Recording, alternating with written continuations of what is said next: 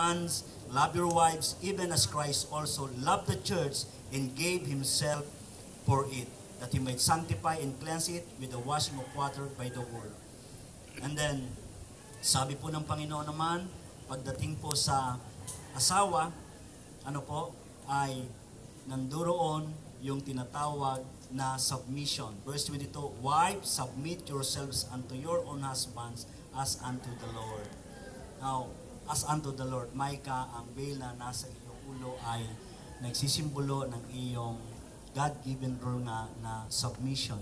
Hindi ito inferiority, kundi you place under rank or inilalagay mo ang iyong sarili sa dapat mong kalalagyan ayon sa disenyo ng Panginoon.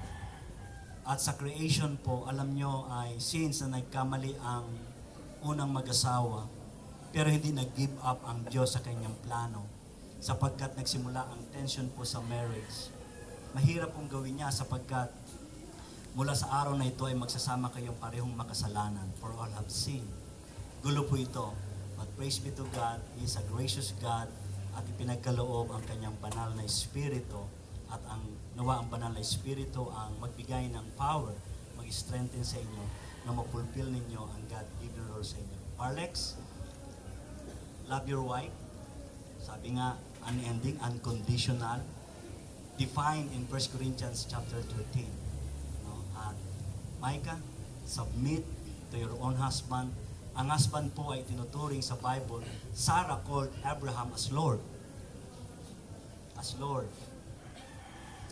At tanging ang reverence ay dalawa lang ang pinagamitan, kinapit sa Diyos at sa asawang lalaki.